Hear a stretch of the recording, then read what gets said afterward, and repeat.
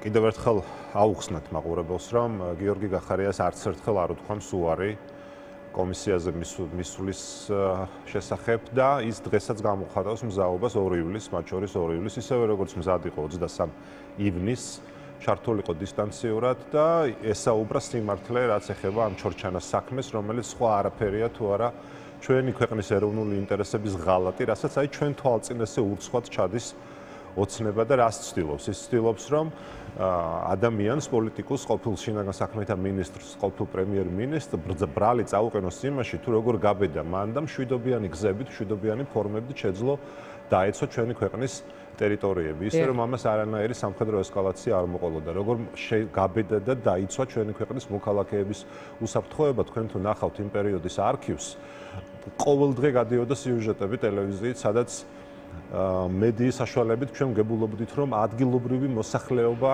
ითხოვდა დახმარებას. და ეს თავად კომისიაზე, თავად ქალბატონმა წულუკიანმა სხვათა შორის აღიარა, როცა თქვა, რომ დიახ, იქამდე ამ ტყეში ადამიანებს, ჩვენს მოქალაქეებს იჭერდნენ და მათ უგრძალავდნენ იმ ტყით სარგებლობას, მაგრამ ეხლა ვხედავთ, რომ თითქოს იქ რაღაცა გარკვეული ტერიტორიები დავკარგეთ, რა თქმა უნდა, ეს არის ასევე პროპაგანდის ნაწილი, ჰექტრები აღარ ყოფნით და უფრო შთამბეჭდავი და ასე ვთქვათ, გაბერილი და გაზვიადებული რომ იყოს მილიონობით კვადრატულ მეტრებში გადაიყვანას, ხომ და რაღაც 100 მილიონ კვადრატულ მეტრზე გვესაუბრებიან, როდესაც სწორედაც რომ ამ მილიონობით კვადრატულობით რო გითხრათ, 17.5 მილიონი კვადრატული მიწის შენარჩუნება გახდა შესაძლებელი მაშინდელი სახელმწიფოს ერთადერთი გამონაკლისი იყო, როდესაც მაშინ სახელმწიფომ გადადგა ღირსეული პრინციპული პოზიცია და დაიცვა ჩვენი ქვეყნის ტერიტორიები. ეს რომ არ გაეკეთებინა დიანა მაშინ შინაგან საქმეთა სამინისტროს. სხვა სახელმწიფო სტრუქტურებთან ერთად, მათ შორის უსაფრთხოების სამსახურთან ერთად, მაშინ ჩვენ მივიღებდით დამატებით კიდევ 27 პუნქტში სერიოზულ პრობლემას, რაც პირდაპირ იქნებოდა დაკავშირებული სეპარატისტული რეჟიმის მიერ კი ბატონო, თქვენ შედიხართ საქმის შინაარსში. საქმის შინაარსში. მე გეკითხებით, ასე ვთქვათ, ამის შესახებ არის მაინც ბუნდოვანება თქვენი გუნდის მხრიდან. 2 ივლისს ისევ საუბრობს გახარიაზე მაქვს ლაპარაკი, რომ იქნება დისტანციურად ონლაინ მონაწილეობა შეუძლია მიიღოს. აი გაგვითიშავს მიკროფონსო და სადვსდიოთ მერეო დაახლოებით ასეთი რამ თქვა თია წულუკიანმა რუსთავი-2-ის ეთერში. ისეთ ნახეთ, ამიტომ საუბრობთ შინაარსზე დიანა, ჩვენმა მოქალაქეებმა ძალიან კარგად უნდა იცოდნენ, თუ რეალურად რასთან გვაქვს საქმე. კი ბატონო, თქვენი გუნდის წევრები დადიან ეთერში და ძალიან ბევრჯერ ვილაპარაკეთ ჩვენ ჩორჩანას. და იმედი მაქვს, რომ ჩვენი მოქალაქეების დიდმა ნაწილმა უკვე იცის, რასთან გვაქვს რეალურად საქმე და ეს კიდევ ერთხელ მინდა გავიმეორო, რომ ეს არის ოცნების მხრიდან ერთი და იგივე ნარატივით საუბარი, როგორც საუბრობს ჩვენი ქვეყნის ოკუპანტი რეჟიმი. რაც შეეხება 2 ივლისს და არა მხოლოდ 2 ივლისს, მინდა იცოდნენ ასევე ჩვენმა მოქალაქეებმა და მაყურებლებმა, რომ გამოსაკითხ პირს აქვს უფლება ისარგებლოს დისტანციური ჩართვის რეჟიმით. სხვათა შორის, როდესაც გიორგი გახარიას პირველი მისვლის საკითხი თან ხდებოდა მის წარმომადგენელთან, თავად კომისიამ შესთავაზა მას ესარგებლა ამ მეთოდით, თუ ამის სურვილი ექნებოდა. შესაბამისად, არანაირი პრობლემა, თუ მათ მართლაც სურთ სიმართლის მოსმენა, გასაგებია რომ მათ იციან, რომ ეს სიმართლე იქნება მწარე და ამ მეორე რაუნდსაც ისევე წააგებენ, როგორც პირველი რაუნდი წააგეს, მაგრამ თუ მათ უნდათ სიმართლის მოსმენა, მაშინ კეთილი იქნებოდა და ეს შანსი მისცენ ბატონ გიორგი გახარიას, რომელიც კიდევ ერთხელ ვიმეორებ, საერთოდ არ არის წინააღმდეგი ისარგებლოს დისტანციური ჩართვის მეთოდით. მაშინ, როდესაც მან მიიღო თბილისში ყოფნის დროს ჯერ კიდევ ეს მოწვევა, ასე ვთქვათ, პარლამენტიდან, მაშინ მას უკვე რა თქმა უნდა ეს ვიზიტი დაგეგმილი ჰქონდა, ხო თქვენ კარგად იცით, 2 კვირიანი თუ კიდევ უფრო მეტი ხანგრძლივობის ვიზიტი, რომელიც მოიცავს არაერთ შეხვედრას ევროკავშირის წევრ სახელმწიფოებში, დიდ ბრიტანეთში და მათ შორის ამერიკის შეერთებულ შტატებში, ხლა ეს ერთ დღეში და 2 დღეში არ იგეგმება, ვერ იგეგმება და მას რატომ უნდა გადაეფიქრებინა, რატომ უნდა გადაედო ეს ვიზიტი, როდესაც თავად იცოდა, რომ კომისიის დებულება ითვალისწინებდა დისტანციური ჩართვის მეთოდს და ბუნებრივია, მან ჩათვალა, რომ ძალიან თავისუფლად შეეძლო ესარგებლა იგივე მეთოდით, როგორც სარგებლობენ სხვა მოწმეები. ახლა აქ უბრალოდ ამის გასაღებას, როგორც ყველაფერი სხვა დანარჩენის, ხომ, ოცნება პროპაგანდისტულად ცდილობს თითქოს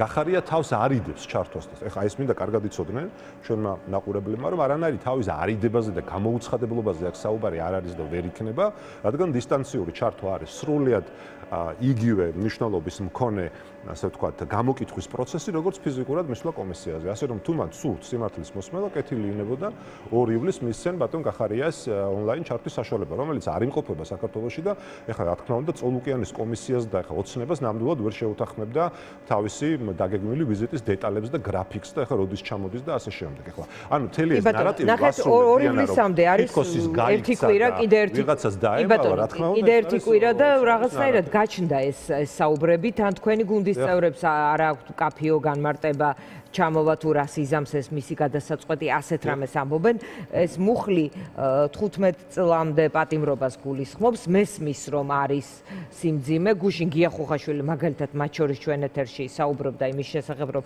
აი მაგალითად მე ვურჩევდი რომ არ ჩამოვიდეს რა საჭიროა ყველა მივიდეს ივანიშვილის საპატიმროს კართან და დამიჭირე აქ ვარ უთხრას ანუ ასეთი აზრი მოსაზრება გაჩნდა რომ ამხელა სასჯელი გარანტირებული დაჭერა რაღაც ივანიშვილს ისყავს სამიზნე და ამის შესახებ ჯერ კიდევ არჩევნებამდე ლაპარაკობდა ასცდეს ამ პატიმრობას და პერსონალურად ფიზიკურად გადაირჩინოს თქვა თავი და იყოს ქვეყნის გარეთ რაღაც გაჩნდა ეს მოლოდინები მათ შორის თქვენი გუნდის წევრების განცხადებებმაც გააჩინათ ამიტომ გეკითხებით 2 ივლისს ვერ ჩამოვა თუ საერთოდ აღარ ჩამოდის თუ ჩამოვა მაგრამ 2 ივლისს ვერ ჩამოვა ამ გადაწყვეტილებას რა თქმა უნდა ის თავად მიიღებს უბრალოდ მე ვცდილობ რომ გავმიჯნო ერთმანეთისგან პროცედურული ნაწილი ის ნაწილი და ნაწილშიც იგივე ქალბატონი წოლუკიანი ცდილობს გამოუცხადებლობად შეაფასოს და გაასაღოს ასე ვთქვათ დისტანციურ ჩათვალზე დათანხმება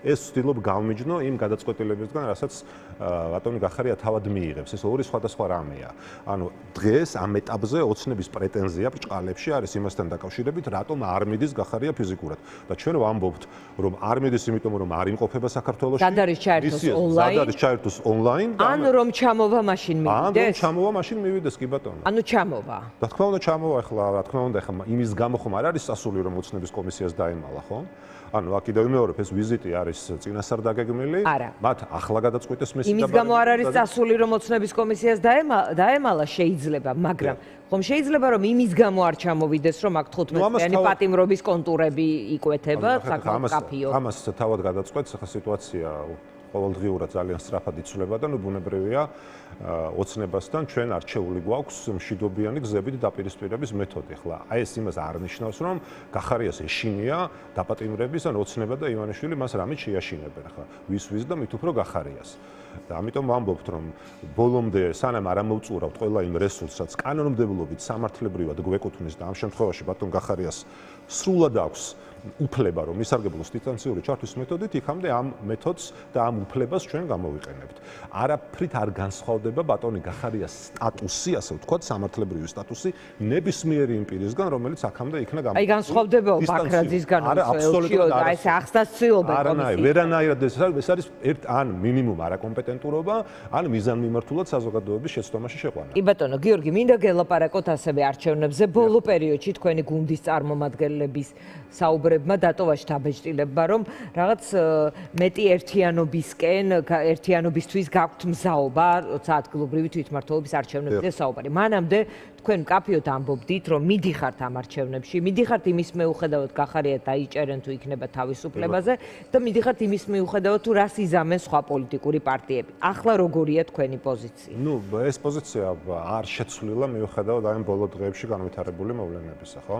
ხა თქვენ სავარაუდოდ როდესაც აღნიშნეთ, რომ უფრო მეტი მზაობა გვაქვს ერთიანობის, სავარაუდოდ გულისხმობდით იმას, რომ ჩვენ არჩევნებში მონაწილეობის გადაწყვეტილება მიღებული გვაქვს, ამაზე ბოლო პერიოდში ხშირად საუბრობთ და ახლა გადასული ვართ მეორე ეტაპზე, როდესაც ვცდილობთ მოვიძიოთ პოლიტიკურად ნეიტრალური კანდიდატები, მათ შორის დიდ ქალაქებში და არ მხოლოდ დიდ ქალაქებში, მერობის კანდიდატები. ვინმე ელაპარაკებით პარტიებიდან ამის შესახებ, რომ მოდით თქვენც ჩაერთეთ და ერთად დაბუჭიროთ მხარი. პარტიებიდან ჯერჯერობით ჩვენ ხედავთ, რომ ეს პოზიცია აქვს ლელოს.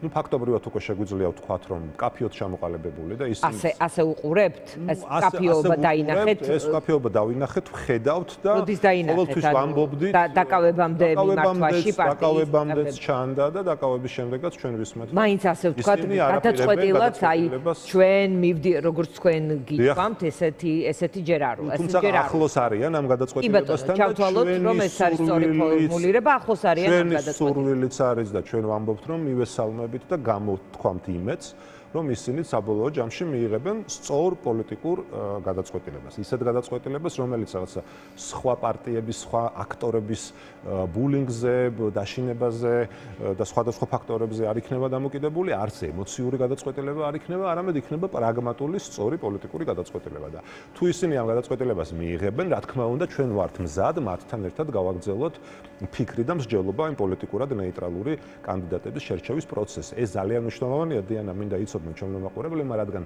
სწორედ პოლიტიკურად ნეიტრალური კანდიდატებზე შეთანხმება ტოვებს აი ამ ერთიანობის გაცილებით დიდ სივრცეს, რადგან დღეს გასაგები მიზეზების გამო ფაქტობრივად შეუძლებელია ჩვენ პარტიულ კანდიდატებზე შევთანხმდეთ. ამიტომ, როდესაც რთულია და შეიძლება ითქვას შეუძლებელიც არის მაგალითად ჩვენი და იგივე ნაციონალური მოძრაობის ან მათი განაყოფების ერთიანობა, რასაც ეხა ერთიანობა ქვია, თორემ მიზანი ჩვენ ყველა საერთო გვაქვს ოცნების არალეგიტიმური რეჟიმის დამარცხება. ამიტომ ვთვლით, რომ აი ამ არაპოლიტიკურ კანდიდატებზე შეთანხმება გაცილებით მეტ სივრცეს და თავისუფლებას ტოვებს იმისთვის, რომ მიუხედავად ჩვენ შორის არსებული ძალიან ბევრი და დიდი და მნიშვნელოვანი განსხვავებებისა, ჩვენ შევძლოთ ამ პოლიტიკურად ნეიტრალურ კანდიდატებზე შეთანხმება. თუ ისინი ამ პროცესში დაგვეწევიან, ჩაერთვებიან, თავადაც მიხვდებიან, რომ ეს ბევრად უფრო სწორი გზა არის და ეფექტური გზა არის ოცნების რეჟიმის დასამარცხებლად, დასასუსტებლად, ჩვენ ამას მხოლოდ და მხოლოდ მივესალმებით. თუ არა და ნუ ამ შემთხვევაში ჩვენ და ლელოს მოგვიწევს ერთად მუშაობა ამ კი ბატონო, ასევე ლევან გოგიჩაიშვილის კომენტარი ვნახე, რომელიც ამბობს, რომ მაგალითად სალომე ზურაბიშვილი მოიგებს